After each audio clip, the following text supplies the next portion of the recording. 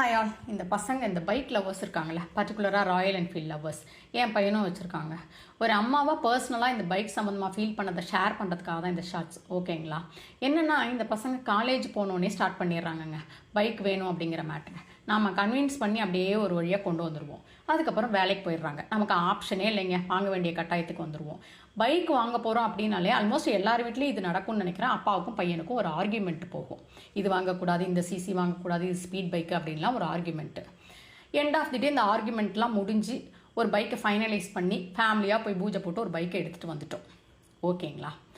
வந்ததுக்கப்புறம் தான் தெரியுது எதெல்லாம் அவங்க அப்பா வேணான்னு சொன்னாங்களோ அதெல்லாம் அந்த பைக்கில் இருக்குது. அதுக்கு தான் என் பெரிய பையன் கூட ஒரு கமெண்ட் கொடுத்தான். அப்பா அவன் வந்தே பாரத் தான் கேட்டான், நீங்கள் புல்லட் ட்ரெயினே வாங்கி கொடுத்துட்டீங்க அப்படின்னு சொன்னால் செம்ம வேல்யூபிள் பாயிண்ட்டுன்னு வச்சுக்கோங்க. பைக் வந்துருச்சா? என் சின்ன பையன் வந்து அம்மா வாங்க உங்களை ஒரு ரைடு கூப்பிட்டு போகிறேன் அப்படின்னா, சரி புது பைக்கு புள்ள ஆசையாக கூப்பிட்றானே அப்படின்ட்டு போனால் ஃபுட் ரெஸ்ட்டே இல்லைங்க. எப்படி ஏறி உட்காரதுனே தெரியல.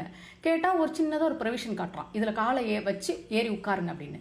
யூஸ்வலாக இந்த மாதிரி பைக்கெலாம் டபுள் செட் கால் போட்டு உட்காந்தா தான் சேஃபாக. அதெல்லாம் நமக்கு செட் ஆகாதுங்க. சரி எப்படியோ ட்ரை பண்ணி சிங்கிள் சைடே உட்காந்தாச்சு. ஒரு கால் தொங்கிக்கிட்டே வருது. லிட்ரலாக நான் எப்படி ஃபீல் பண்ணேன்னா, ஒரு படத்தில் வடிவேலு பஸ்ஸு பிரேக் அடித்தோடனே முன்னாடி கிளாஸை உடச்சிட்டு வந்து விழுவார்ல, அது மாதிரி எங்கே நான் பின்னாடி போய் விழுந்துருவனோ அப்படிங்கிற ஃபீல்லேயே அந்த ரைட் போயிட்டு இருந்துச்சு.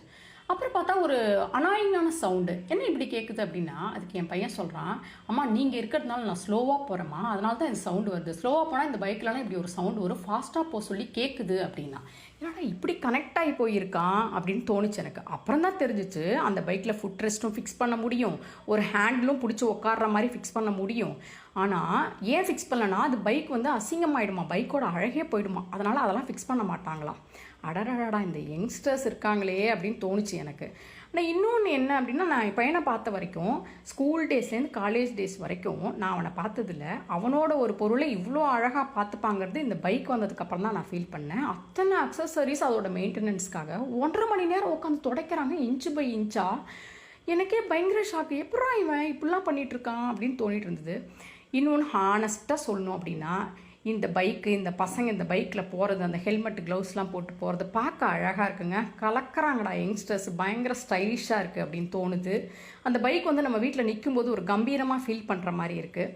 இதெல்லாம் இல்லைன்னு சொல்ல முடியாதுங்க.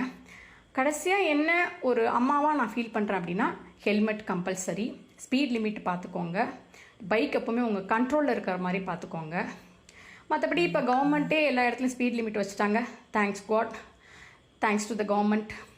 ஓகே, வேறு ஒன்றும் இல்லைங்க. இது லிட்ரலாக ஒரு அம்மாவோட ஃபீலிங், அவ்வளோதான். ஓகே, பாய்.